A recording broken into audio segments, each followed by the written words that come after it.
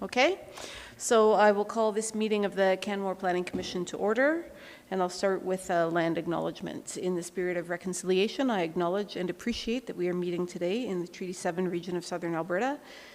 This land is the traditional territory and home of the Stoney Nakoda nations of Bearspaw, Goodstoney, and Chiniki, the Blackfoot Confederacy of Siksika, Kainai, and Piikani, the Tsuut'ina Nation, and the District 4 Métis.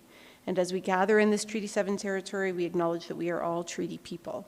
I commit to working to live in right relations and to advance truth and reconciliation, and acknowledge the many First Nations whose footsteps have marked these lands for generations.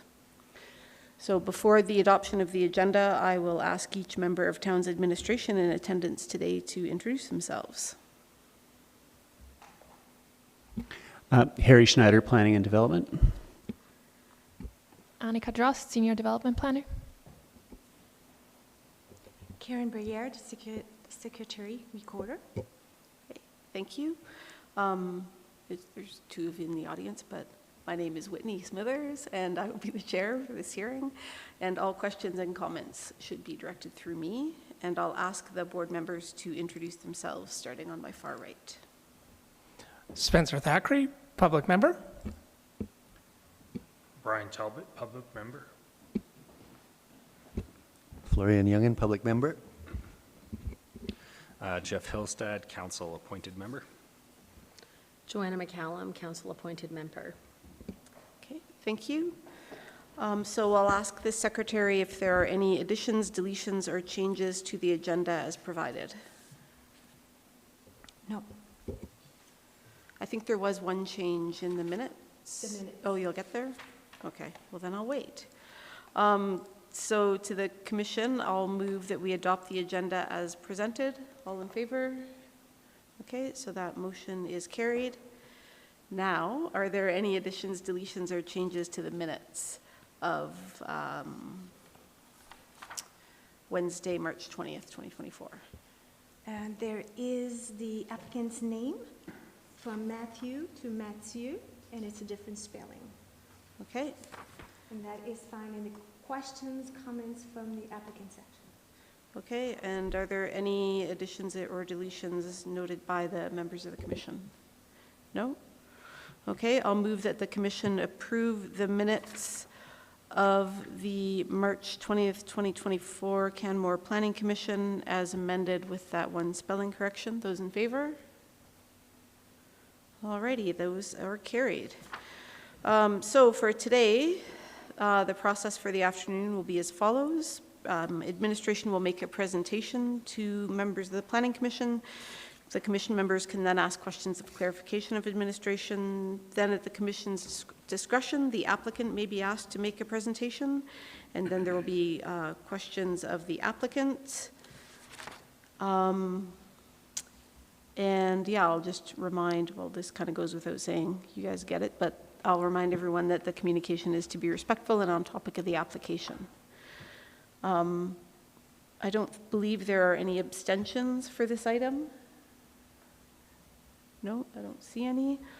Alrighty, so I will ask the development officer to make a presentation on application PL 2023-0350.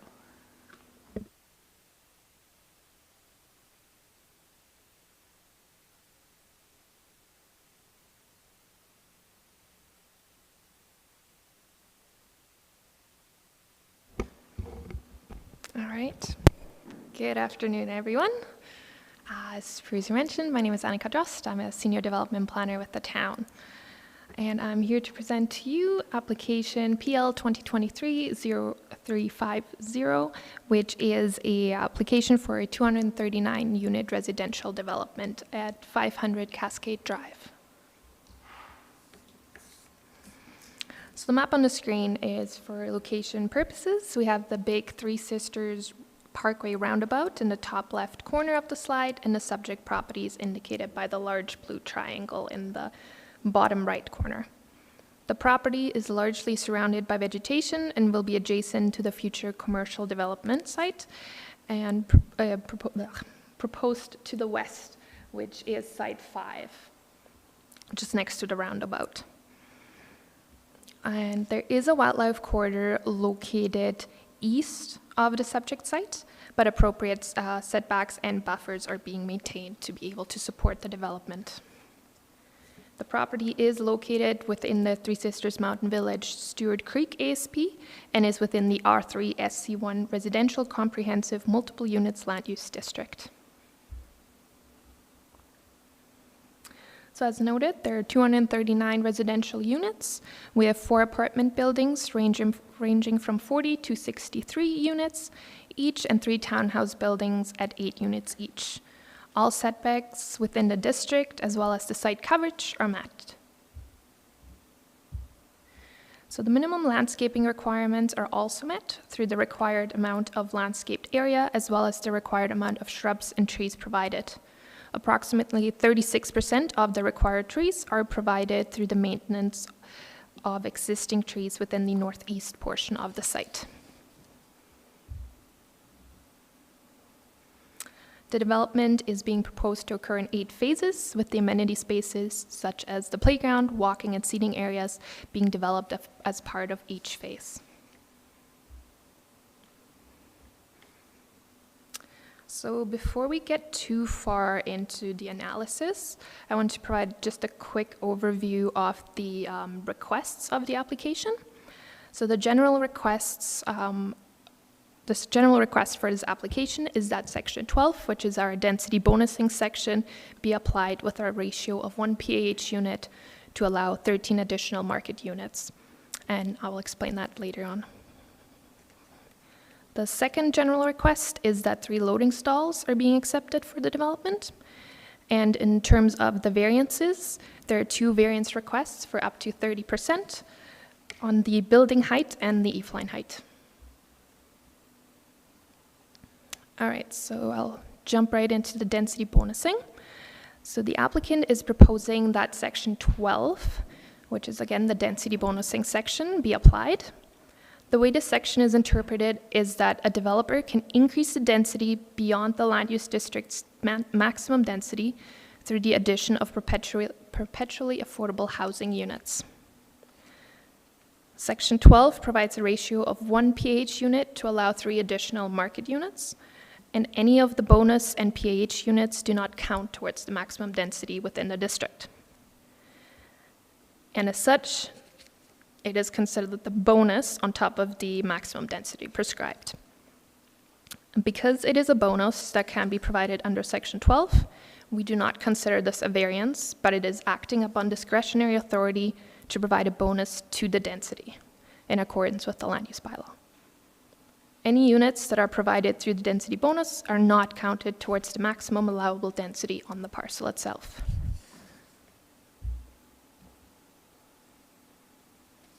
So the other key provision within Section 12 that I want to point out to CPC today is that CPC can grant a variance of up to 30%. This would apply to items listed under Section 114 of the Land Use Bylaw, which includes building height. Other standards, including the eave line height, can be varied at the discretion of the development authority without percentage limitations. So when we look at Section 114 regarding variance powers, Section 114.3.1, which is shown on the screen here, allows for the granting of variances above 20% in accordance with 3 specific criteria, provided that an extraordinary community benefit is provided. So Section B, or subsection B rather, within this section refers to the density bonusing section, which is our Section 12. And that is where we receive the authority to grant up to the 30% variance. This 30% variance can only be provided if a density bonus through the application of a density bonusing ratio is applied, and the bonusing is providing a community benefit. So I know it all sounds a bit repetitive, but it will all make sense shortly. So although Section 12 does provide a ratio of 1 PAH unit, which is the perpetually affordable housing unit, to allow 3 additional market units, Section 12 also permits the development authority to accept a different bonusing ratio if it can be demonstrated that the bonus results in a fair benefit to the community. The applicant is proposing a ratio of 1 PAH unit to allow 13 additional market units. This would bring the overall density from 67 units per hectare to 87 units per hectare and add 55 units to the overall site, 4 of which are PAH units. So although the ratio of 1 to 13 additional bonus units is significantly larger than what Section 12 prescribes, administration recommends that this ratio be supported due to the large community benefit. And I just listed some of them on the slide here. So 72% of the residential units will be entry-level housing units, which means they're capped at a certain square footage and therefore creating more attainable housing. The town will also gain 4 PH units. The green building targets proposed exceed our baseline targets, and other sustainable measures such as solar panels, EV charging capabilities are incorporated into the development. And furthermore, in terms of the location, it will be located next to the commercial area, future commercial area, which will also generally greatly benefit the future development and the residents of the site.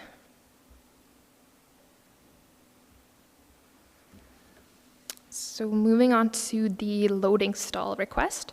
Section 2731 of the land use bylaw requires that 1 loading stall be provided per residential building unless the development authority is satisfied that a lower quantity can satisfy the needs of the development. So in this case, we're looking at 7 buildings total, and the applicant is proposing 4 loading stalls, which are indicated in yellow on the slide. Administration supports the provision of the 4 loading stalls instead of 7.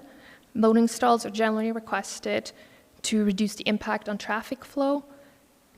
And there is no, because we are looking at the road including an alleyway for the townhomes, there's no concerns with the reduction in quantity. So the 3 proposed townhomes have attached garages and laneway access, which already reduces the need for loading stalls due to private direct access to parking. And the other 4 stalls are located in close proximity to the apartment buildings, which will take greater advantage of those loading stalls just due to higher movement, pedestrian traffic, and higher unit counts. So with the wording of Section 2731, which is located on page 4 of the staff report, the acceptance of a lower loading stall quantity does not require a variance, and as such, no variance is required. However, the lower quantity needs to be acceptable to the development authority.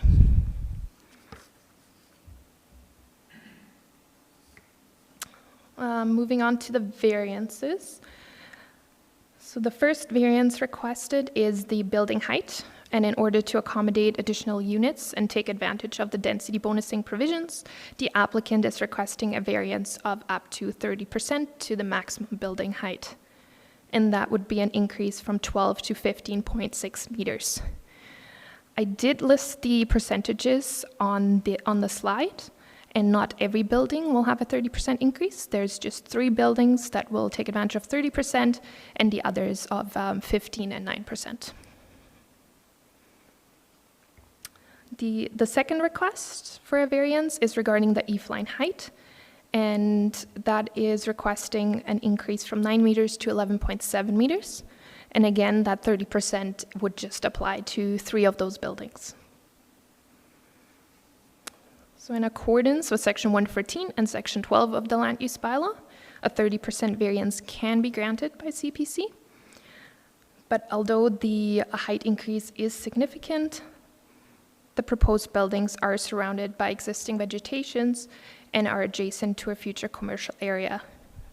The buildings are also located at a lower elevation than any of the existing recently approved residential developments located south at a higher elevation. The approximate elevation change between this particular site and some of the higher elevation sites is about 30 meters. So sightlines should not be impacted. Furthermore, with Section 114.3.1 of the Land Use Bylaw, administration identifies significant community benefits that this development will have in the form of the 155 entry-level housing units, the 4 PH units, and the sustainability practices that are being implemented.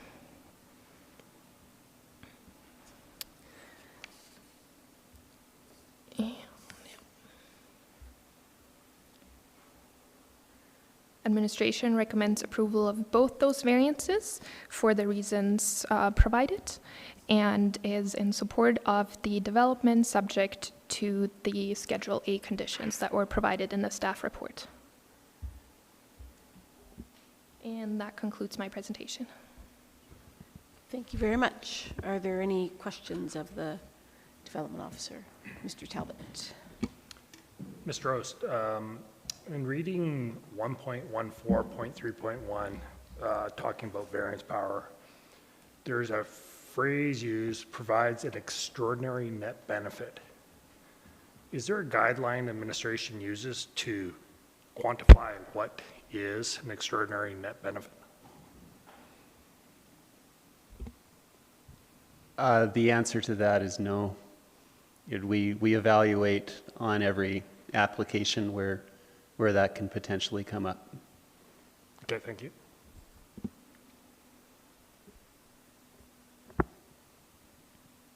Just sorry to build on that then, can you give some examples of, from your professional opinion, the types of things you might consider as an extraordinary net benefit? I think these are good examples. Just in thinking back, commercial buildings that were built to a higher standard. For example, a building that was a commercial building that's proposed, for example, for LEED silver or LEED gold, would constitute an extraordinary net benefit in a different context. Okay. Mr. Ost, can you just review? I got a couple of them down. There is a list that you had, ELH, PH, built green silver. There is 4 or 5. If you could find that slide again. Thank you.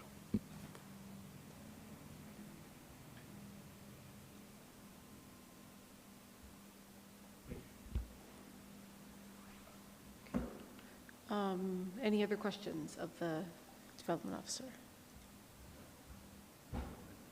Mr. Thackeray. Mr. Horace, which units are the PH? Are they going to be one-bedroom units? Are they part of townhomes? Can you clarify which ones they will be? That would be something that's worked out between the developer and CCH. So I don't have that information. It might be, I don't know if that's information that is available already. It might just come in the future as they develop. Yeah, I believe that's a separate negotiation between the developer and Canmore Community Housing. Mr. Youngden. Mr. Ost, the definition of attainable housing is certain square footage, but there's no controls who ends up buying those. Like a smaller unit could be purchased as say a weekend home by someone from Calgary. Is that true? That would be up to the developer if they're restricting who can purchase those properties. Mm-hmm. So that would be a question for the applicant. Okay. And the other question was, do the height variances impact the wildlife corridor in any way? I'm not really familiar with the setbacks from wildlife corridors and what they entail. Mm-hmm. So this one is I believe it's the Stewart Creek Wildlife Corridor, and the ASP requires a 48-meter setback from that corridor. But with this one, because in 2020 there was a new wildlife corridor assessment done, and that was adopted, I believe, last year within the MDP. So the wildlife corridor actually got adjusted and moved back even further. And the ASP is older than the MDP, so looking at those 48 meters plus the setback that is provided through an environmental reserve that is around this site, there is a significant setback from that wildlife corridor. So yeah, so the variances we are being asked to grant don't impact that. No. Okay, thank you. Okay, thank you. Any other questions? Councillor McCallum. Thank you for your presentation, Ms. Drost. I have quite a few questions, actually. Could you describe to me what the maximum and minimum size of an entry-level unit is within the land use bylaw, please? Yes. So the land use bylaw district states, I believe it's 85 square meters within the specific district. We do have a definition in our land use bylaw which doesn't apply to this one because the use itself is not an entry-level housing unit. Yeah. So So the maximum is 85 square meters. correct. Is there a minimum size? There's no minimum size. No minimum size, excellent, thank you. And so the development is not considered adjacent to a wildlife corridor. It has all the proper setbacks, Correct. as you just said. In your report, you speak of the two clauses within the land use bylaw that the PAH is being applied to, or this development is being applied to in terms of the density bonusing. Pardon me. If we were to apply 12.2.0.9 instead of 12.2.0.10, what would be the number of PAH units required in this development? Including the density bonusing, obviously. I'm just going to grab that No worries, section. that's okay.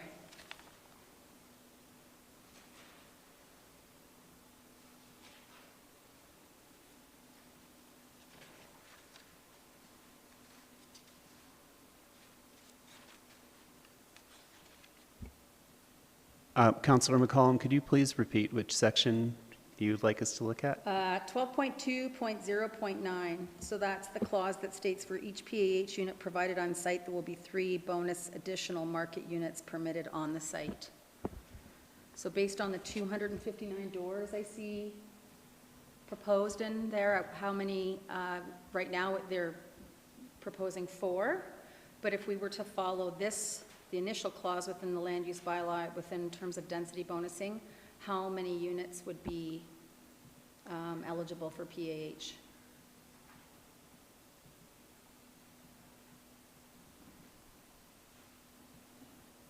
So if we were to apply the ratio of 1 to 3, I believe we would be looking at about 4 times as many, so 16 PH units. 16 PAH units? For me? Oh, maybe I missed that, I'm sorry. Thank you. And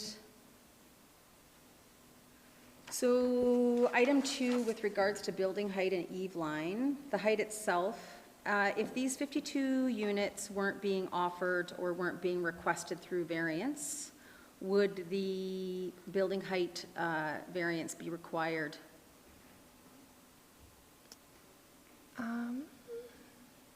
I'm not entirely sure how many, I don't recall how many units are on the 4th floor essentially. Is that a better question? We can maybe hold that question for Yeah. the For the applicant. develop, yeah, for sure, that's no problem. I'm just starting here. Yeah, I don't want fair. to lose my slot. And then in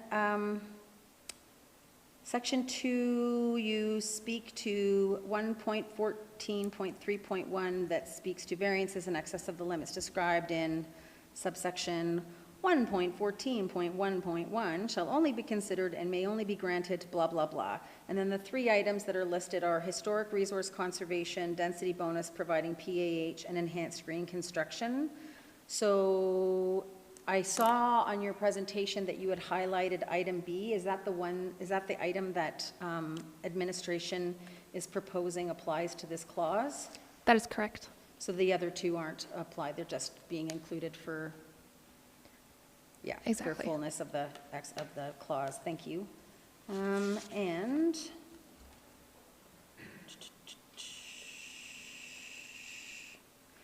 is it, there's one building that's receiving solar of the, Yes, there's only one, right? there's one building receiving solar, Solar. and the others have the potential, is my understanding. That's what I think I read as well. And I think that's all I have for now. Thank you. Okay, thank you. Mr. Talbot, you had a follow-up question? Yes, I did, thank you. It turned into two. On DP 100, or DP 1.00, which has the site plan, it shows environmental reserve, and this is just a quick question. That whole environmental reserve is still all standing trees, correct? When you look, it's hard when you drive by there to try to figure out where everything is. Yeah, Okay. it hasn't been cleared yet. Okay. And then going back to Ms. McCollum's question, there is 3, and then there is enhanced building, green building. What is classified as an enhanced green building? Is it over section 9.36 of the building code, or is it something else? Yeah, so the enhanced green construction, that would refer to the targets that we're aiming for. So the town generally requires a developer to provide a green building rating that's 10% better than the reference house. So enhanced green construction, we're looking at like 10% better or higher. Okay, is the applicant, I just don't, I saw something in there, I'm just trying to refresh my brain. Yeah. Is it silver they're going for? Exactly, Okay. silver, or I think it was 12% or better. Okay. But yeah, they're targeting silver certification. Thanks. Okay, any other questions of the development officer? Yes, go ahead. Thank you. You just tweaked a question. So the silver or 20, you said 20% better or 12% or higher. better than the building code? Okay. And is that for the overall development within the energy modeling, or is that individually each building? So it would be individually each building. Okay. Thank you. Okay, thank you. Seeing no more questions, does the commission wish to hear from the applicant? Yes? Okay.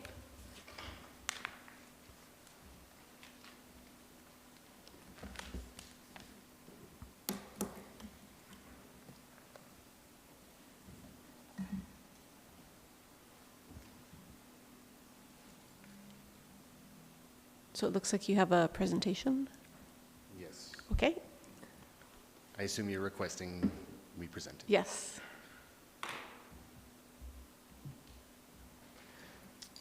Through the chair, good afternoon to the commission. Put the slide back up. Oh, is it not sharing?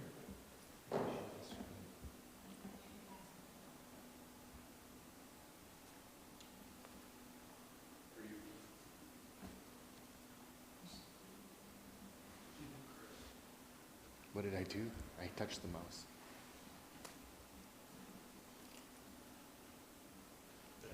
There you go. Now I don't have it on my screen. It's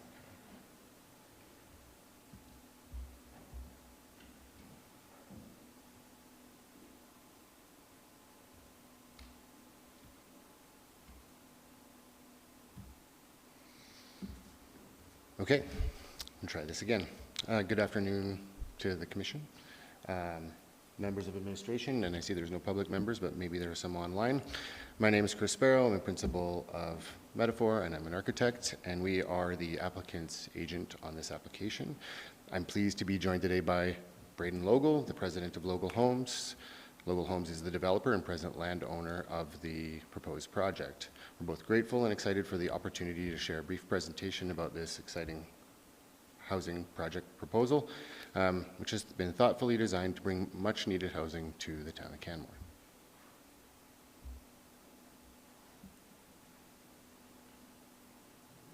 Brady.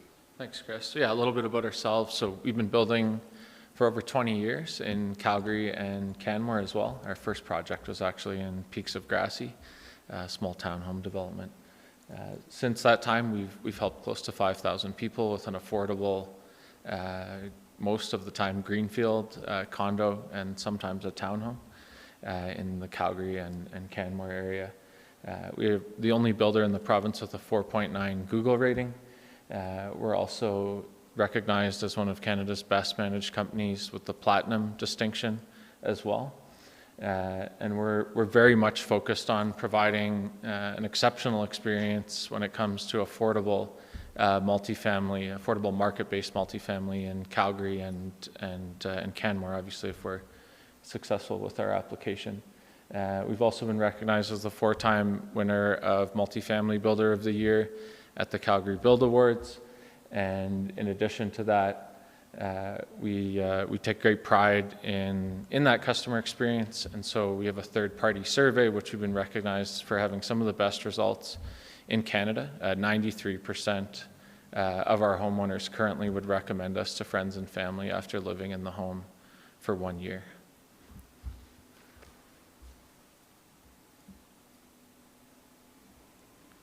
Thanks, Braden. There are some key benefits listed on the left-hand side of the slide here, and you can see where the location of the site is, which Annika also shared with you. I think what's really important about this site, what's unique about this site, is that its location is at the end of Cascade Drive. There is no proposed development that intended to occur further to the east due to the wildlife corridor, or to the north due to the Trans-Canada. Obviously, development to the west is limited to the commercial development, which will have some employee housing. And then to the south, separated between this site and up in elevation, is some additional housing. When we started working on this site, what we thought was this was a unique opportunity if there was ever a site in Canmore that could benefit from additional density to try and bring meaningful housing in a location that would benefit the people that would live there. This would be the site. And so after working on the file for a while, we actually scrapped the design that we were working on and decided we wanted to pursue, at Logle's direction, a higher density site with smaller units that we felt could be more accessible to residents living in Canmore. The housing crisis, while maybe new to some nationally, has always been an issue, it seems, out here in the Bow Valley. Certainly in the 8 years since I've started working out here, the housing crisis was an issue when I started, and it still remains to be. This is an opportunity for us to bring in a housing development that has some PAH, a large number of modestly sized, accessible, entry-level housing units, and as well as some sort of more typical market-type townhouse products. So we think it presents a great opportunity for the community in that regard to, in concert with other projects that are being done elsewhere in the community, really improve the housing situation in the town. Add to that it's a greenfield site, it's never been undermined, and again, that proximity to the future commercial, which will support multimodal solutions. We think that this is a wonderful opportunity. Amenities will be provided for residents on site, pathway connections to Upper Stewart Creek, as well as the commercial district, and the Guy Lafleur Trail will also be reinstated and connected at the boundary of the site. So there are a number of wonderful things that will happen as a part to serve the residents of this community.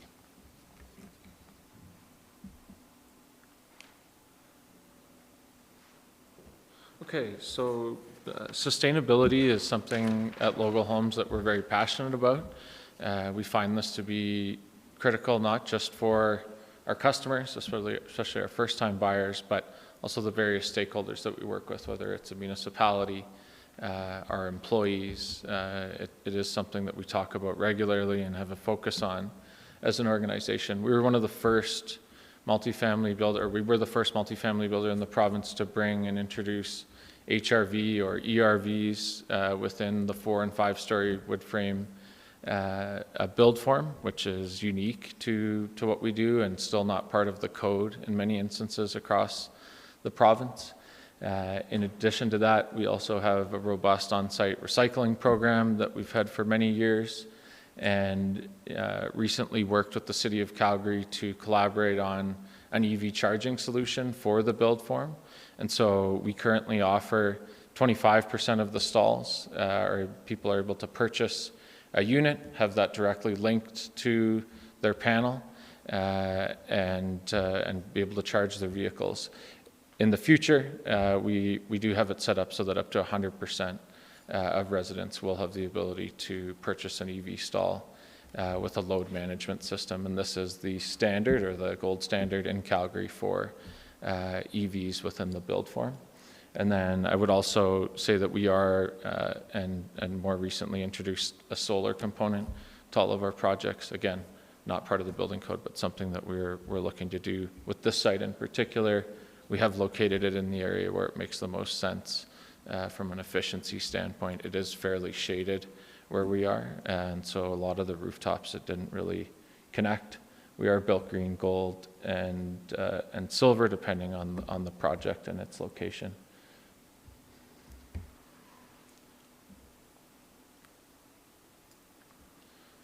Okay, is this one yours? This one's yours. Okay. Yeah, and so when we designed the project, you know, we met with the town. We wanted to take a very collaborative approach to addressing the housing crisis in Canmore.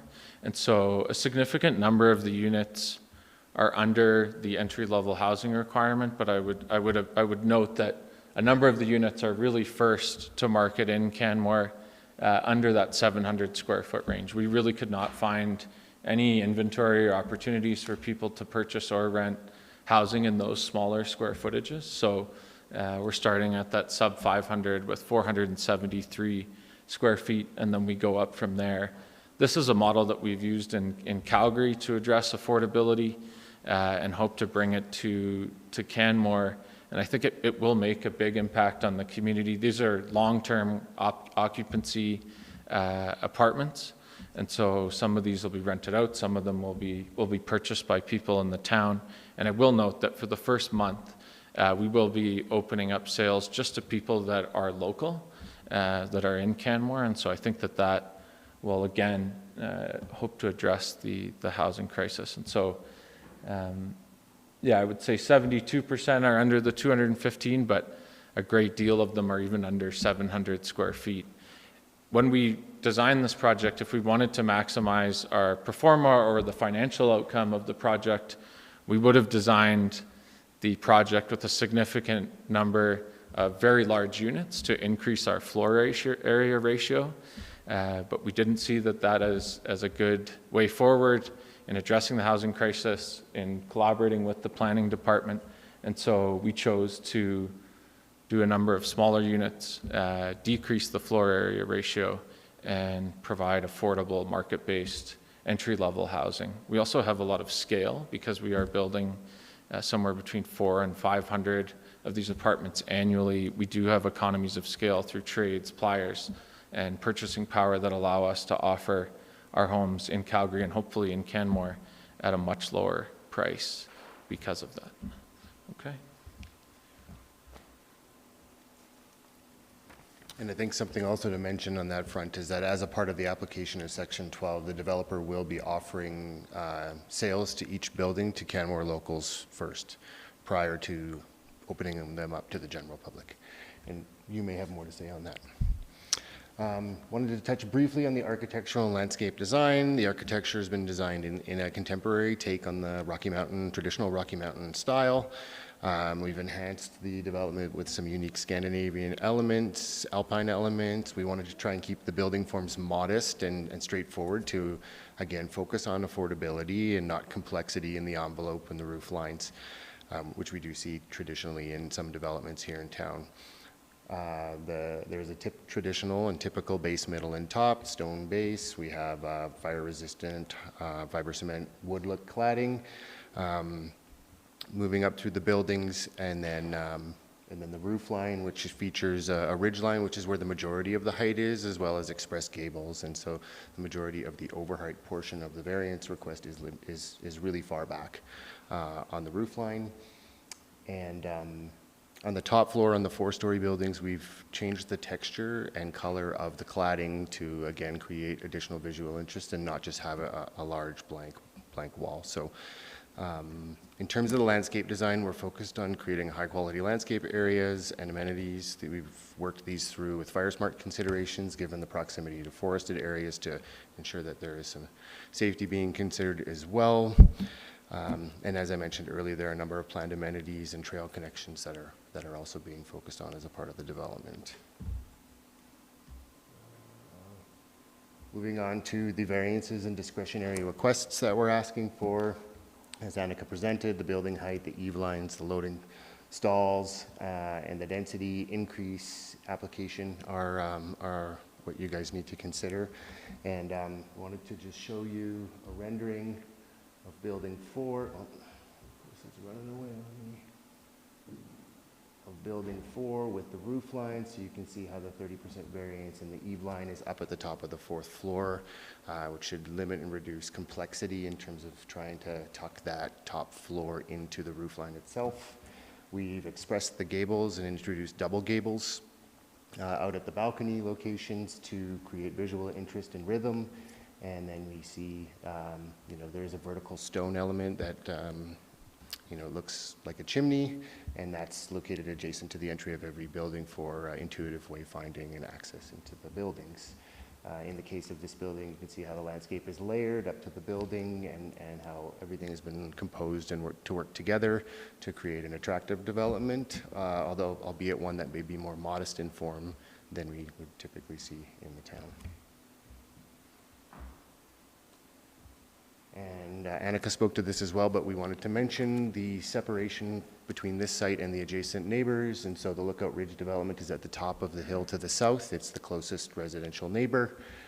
You can see that from the top of building 4, the bottom of Lookout Ridge is 16 meters or 50 feet higher in elevation. So we have a good vertical separation. The tops of these roof lines won't be encroaching into the views of the residents in those projects. And then the environmental reserve itself is a 60-meter buffer between our site and that site. And so, again, if there was an opportunity or a location where this kind of density could be done in a way that minimizes impacts to others and takes advantage of commercial, multimodal, and other living opportunities in the town, as a greenfield site, this presents a wonderful opportunity. And that's the end of our presentation, and we're happy to answer any questions you may have. Okay, thank you. Any questions of the applicant? Mr. Talbot. A couple of questions. On your ELH, I just took a glance. Are you running off 93 meters? Is your... Correct. Okay.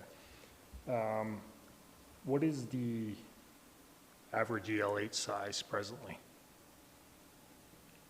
It's a good question. I would assume that we're in that just over 700, but I'd have to do the math. Okay. To let you know, I don't know off the top of my head.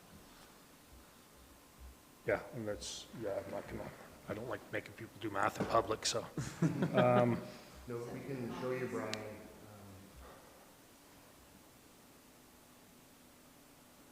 Well, there are a number Yeah, of... like I would say like the Richler unit at 630 square feet would be the majority of them. That's a 2-bedroom, 1-bath unit that we've done a lot of in Calgary. Helps address affordability in a big way, and then it's broken out evenly through the rest of the units. Okay. This is a tough question probably for you to answer, but there is no sale price cap on entry-level housing in Canmore. Without revealing your market stuff, are you feeling this is below $800 a square foot, $500 a square foot, or are they up at $1,000 a square foot? Like, where do you feel these will come in? Because the original purpose in this area for the ELH going way back was to create some affordability. Yeah, we don't know what we'll be coming to market at from a price per square foot basis, just because we haven't had the ability to design the building permit drawings and have them tendered and priced. However, we are confident, that in these smaller units will definitely be way below anything that you could purchase on MLS today. And so, it could very well be that we're sub 400,000, and then in the low 4s for some of these lesser expensive units. If you go online today, it's almost impossible to find anything under 600,000. So we will be looking to serve a big part of that gap with these smaller square footages. I appreciate the answer. Thank you. B4 seems to be and this is probably towards you, Chris, building 4 seems to be the highest building. And looking at your effect on neighbors, I don't think it does have much effect up in that ridgeline because your roof structures it's not like you had a bunch of mechanical units on the roof and things like that and people look out. What about visibility from elsewhere in Canmore? One of my biggest, and this is a pet peeve, driving in through Banff, all you can see is Tatanga Ridge and things like that. And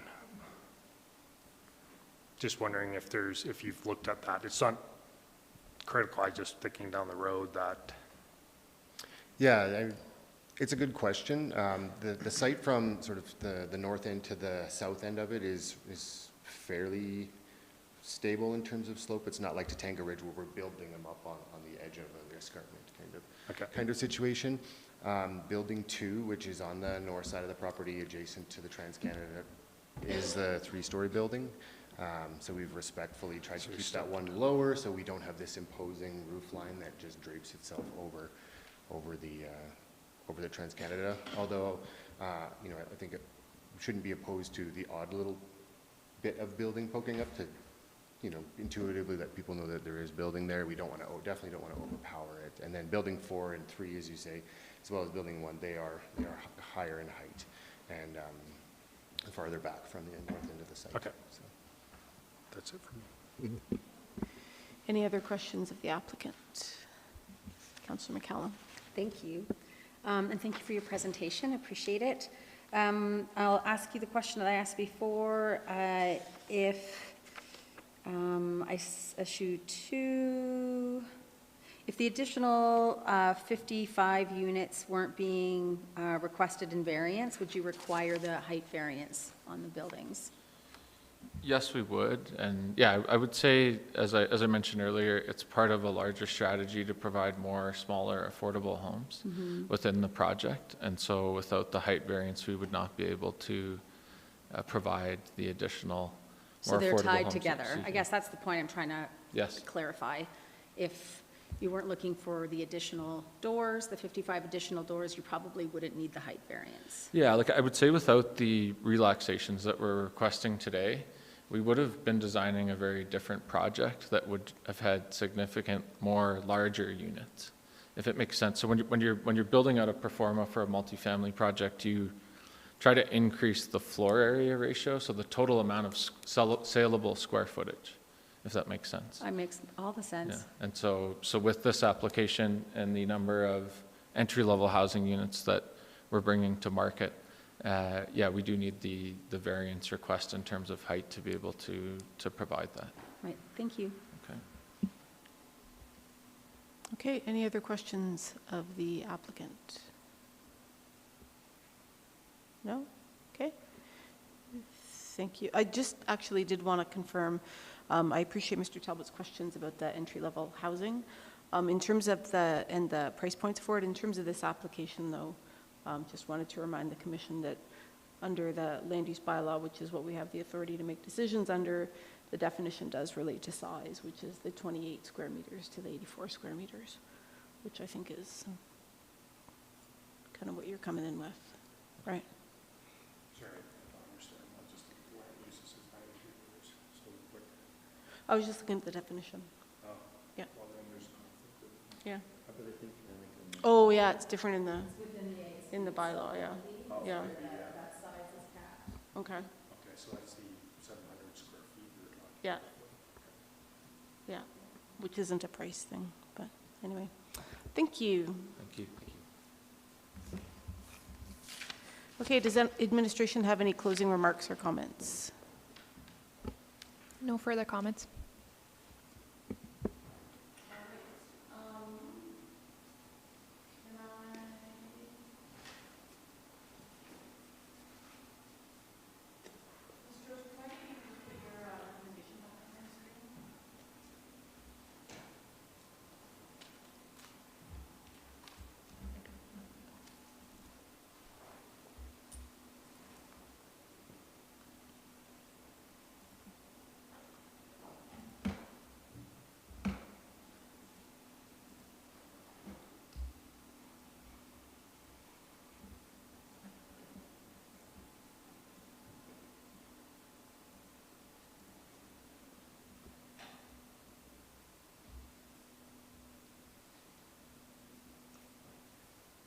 Okay, thank you. So just to get us into discussion then, I will move the recommendation then that Canmore Planning Commission approve PL 2023-0350. And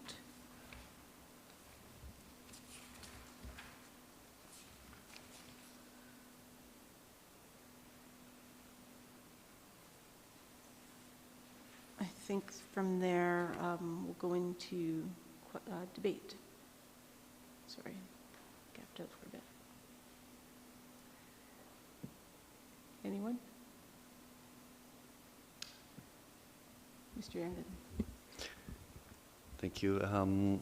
First of all, I'd like to say it's great to see private sector coming up with proposal for entry-level housing and playing a role in addressing the housing crisis in the community. So we're being asked to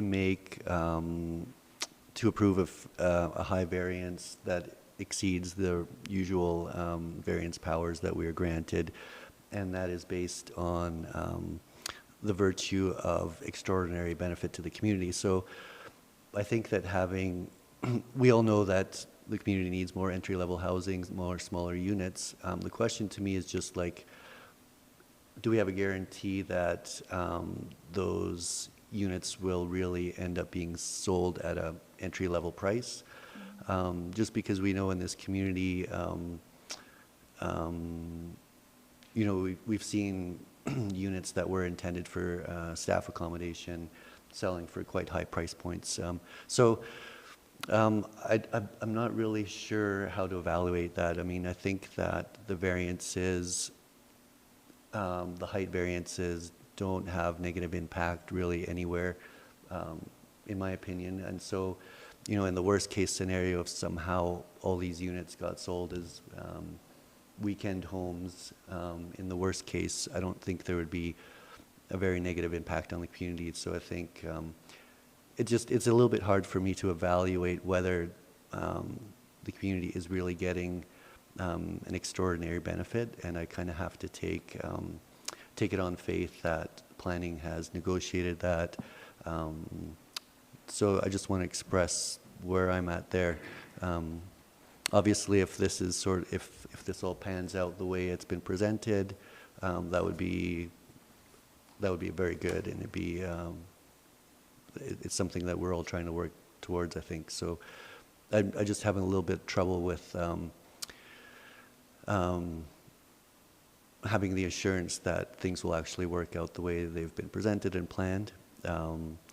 I don't know if Planning Commission at this stage, if it's wise of us to start, you know, negotiating how many perpetual affording housing units are in the mix and stuff like that. So I guess I'm just stating a position there. Thank you. Well said. Any other comments, Mr. Talbot? I will be supporting this, as I believe there is a community benefit. The increase in density is needed in this community. I don't believe that the height variance will have a negative impact on adjacencies. It is that one drawing pointed that out, that it's a fair distance down from the lookout. So I don't believe that it's an issue from a height perspective. In terms of value of ELH, that's always a risk. The applicant has a good history in Calgary of delivering good, well-priced product in terms of for the community. So we're going to have to put a trust in that reputation, I think.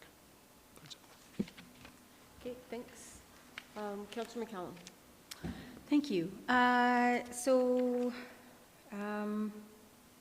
This is a difficult one, I would agree, because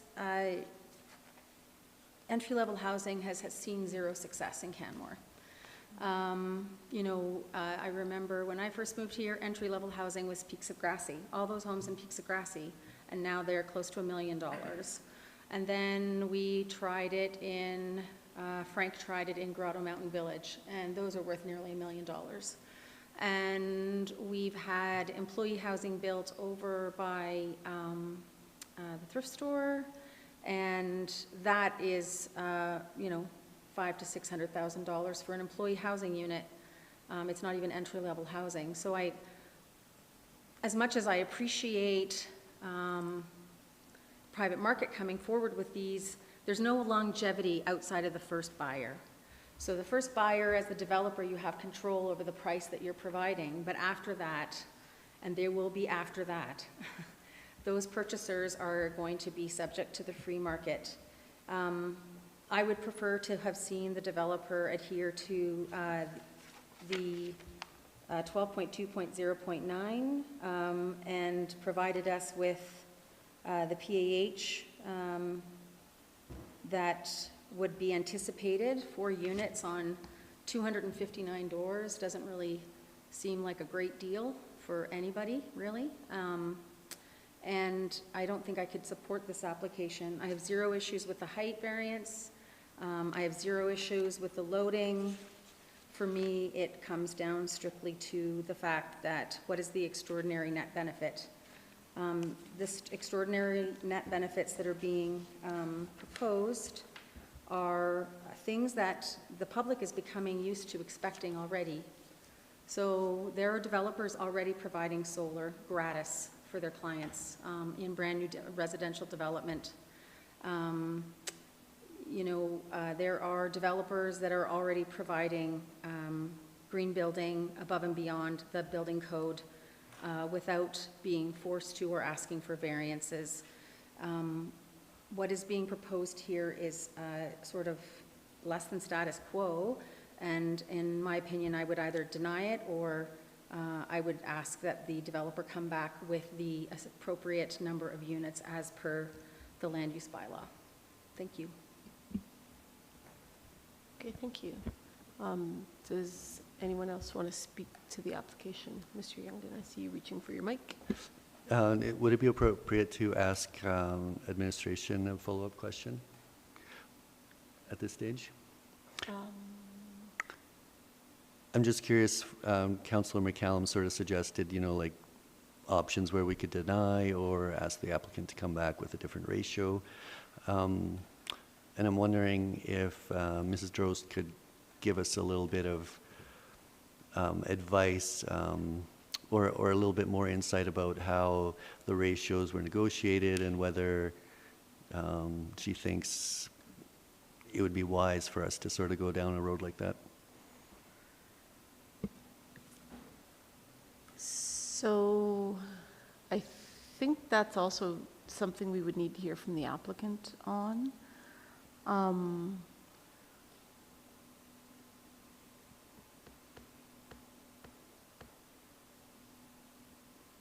Maybe I'll see if, maybe I'll ask the applicant to speak to that if it's okay with the commission, and then we can decide from there. Can you rephrase the question? So I guess the suggestion has been made that maybe one of the options that commission has would be to make an amendment to the proposal and suggest, a different ratio of perpetual affordable housing. Can you give us some insight on how those ratios were negotiated, what it would how it would in fact impact your pro forma, things like that, just so that we have that as information to consider? Yeah, we estimate that adding more PAH will further increase the cost of some of those smaller units. And so when we went to design the project and work with planning, we indicated, hey, we're going to bring our same model from Calgary, a significant number of affordable smaller units. And in light of that, we are giving up significant floor area ratio.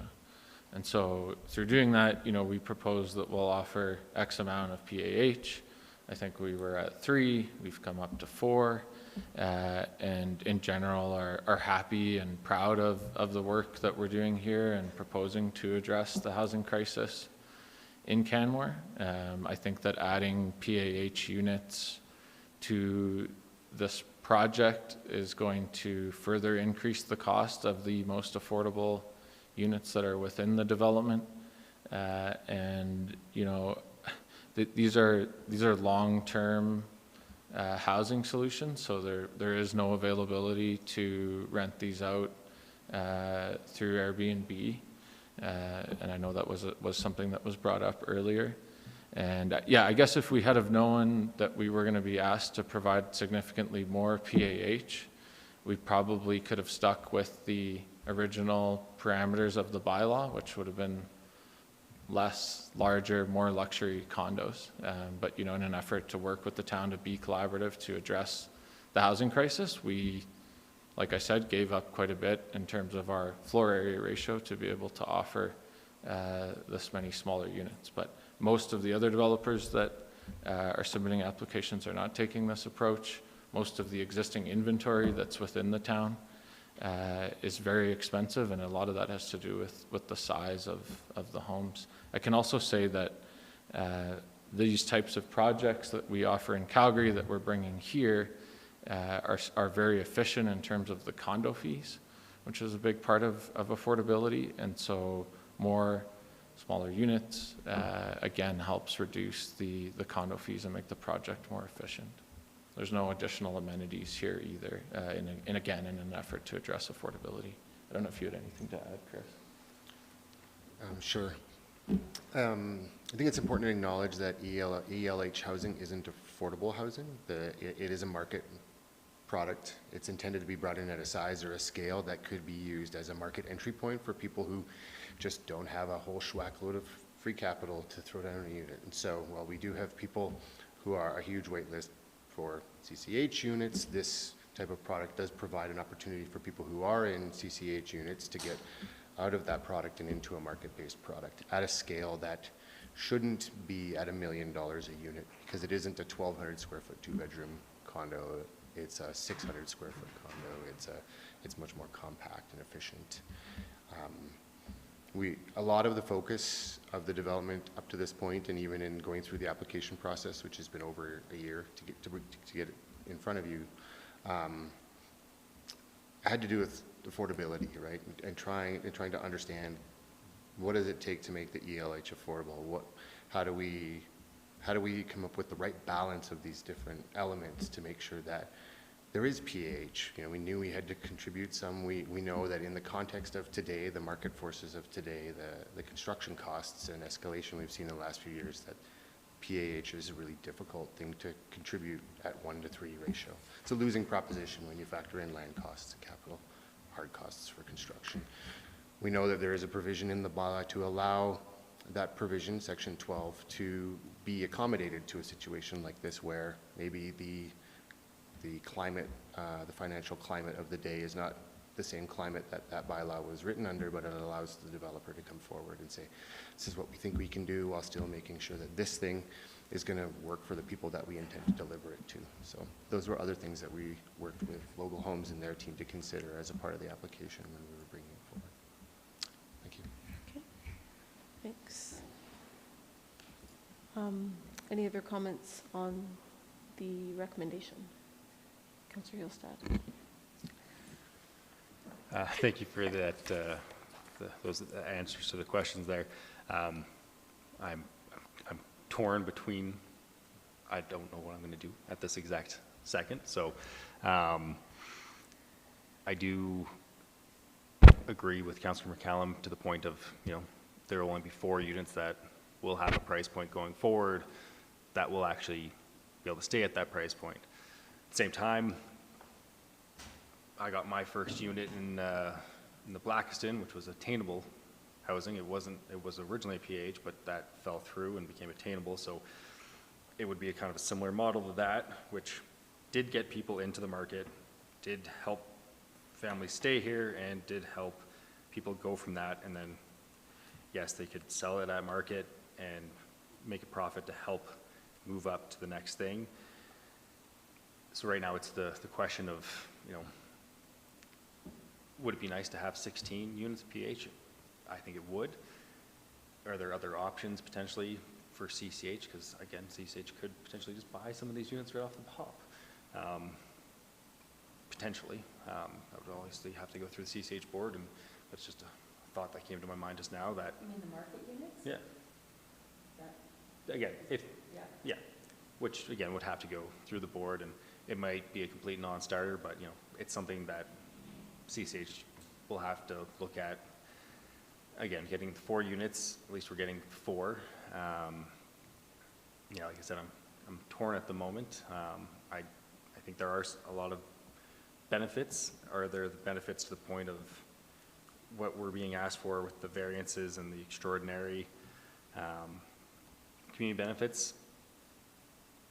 That's a tough call, because again, we do have to rely on reputation and rely on good faith that these units will come in at an affordable, entry-level market price that isn't just like everything else that is in Canmore or other units that are similar size that, like looking on the MLS before I came to this meeting, there is a similar 850 square foot for over 700,000. So again, even with small size, you can still have quite a high price. So, and that was an old unit, so it's not going to be as nice as these new ones. So again, it's a tricky one.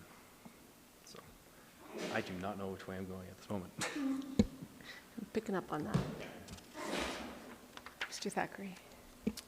Thank you for the presentation. I am in support of approving this application. I think that I do echo some of the concerns with the amount of additional units per PAH unit, but if administration has deemed that that is acceptable, then I'm all on board. I think it's a great development. You've done a great job of putting everything together and meeting every other requirement. So I feel that this should be approved.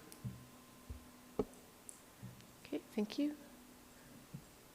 Councilor McCallum. Just a question through the chair. So I don't know if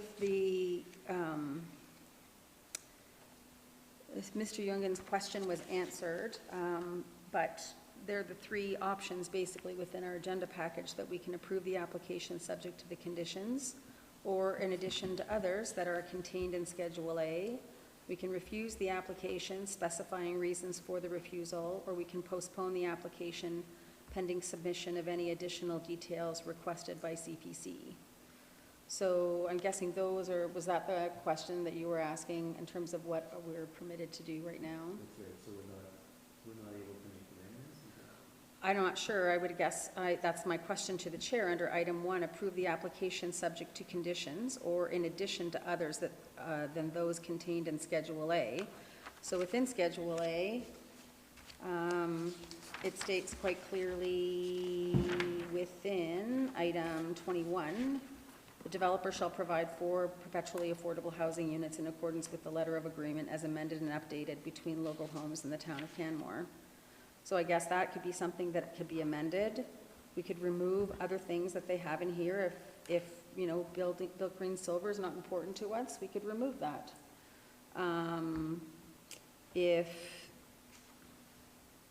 There's things that we could remove or add, and or we could ask them to go away and speak with administration to refine their proposal to meet some of the commentary that they've read or heard today. I'm guessing that's all up to the chair to determine, but yeah, that's all I was going to say. Okay, so there could be an amendment to those conditions. You're absolutely right. What I would suggest, though, is if there are amendments related to the number of PAH units, I think that is something that we would need we should give some time to the applicant to go and figure out if that could work for them. While I was listening to Councillor Hillstad's comments, I was also reminded of the residency program CCH is piloting with the Lawrence Grassy Middle School development, which isn't so much about PAH units, but about ensuring that units do remain for locals working in the community. So I think there are other alternatives out there, and I don't think we're going to be able to hammer those out as amendments on the floor. I do wonder, oh, you've got your mic on again. Yeah, I was just going to say, if we're going to move forward with that, that would be, I think, something that we would want the applicant to go away and speak with CCH further on. Mm-hmm. It would also potentially restrict the sellability of their market units, if that's what we're looking to do. And they might prefer to have more certainty, which is the word I like to hear on BODA all the time, and might prefer a different approach. We also have the opportunity to go in camera if we want and discuss this further. I believe. Mhm. And come out and make a decision, or come out and make a half decision. Yeah, I'll hear, I think Mr. Youngin wants to speak, and then I'll see if there's anybody else, and then we can decide how we want to move forward from here. Mr. Youngin? Yeah, I have to say that I'm a little bit torn, like and it might be appropriate for us to go in camera, because right now I'm not really sure which way I should vote, and it might help to have a little bit of discussion, prolonged discussion. So that would be maybe a suggestion. Okay. Can I move then that we go into camera? Yes. Yep. Mr. Talbot has moved that the commission go in camera. Is everybody in favor? Yep. All righty. We'll stop the live stream. Yeah. Yeah, yeah.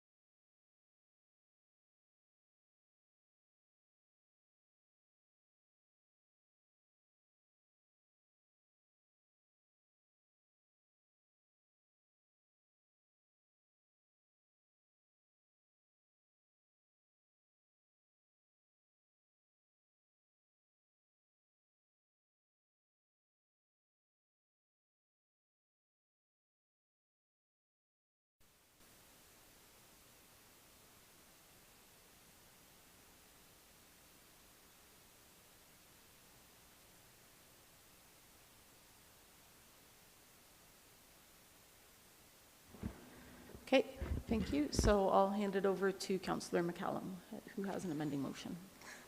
So we had an opportunity to talk about this more, and we are struggling with the 4 PAH units being an example of extraordinary community benefit. And so I've got a motion to postpone here, which I need majority of Planning Commission for it to move forward.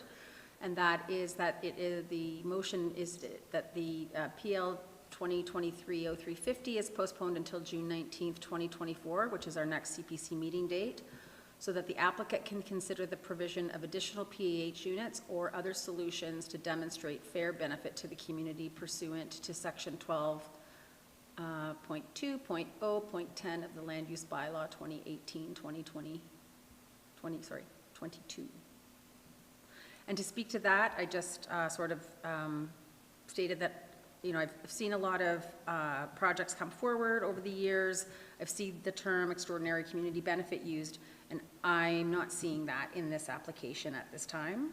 And so my hope is that you're able to take a look at your application and your proposal, work with administration, maybe work with CCH. There are other possibilities that CCH and programs that might allow you to capture market value for units and still keep those units within a certain portfolio in the future. But at this point, this is the motion that I'm proposing, and I hope I get support from my colleagues. Okay, thank you. Does anybody else want to speak to this amending motion? No? Okay.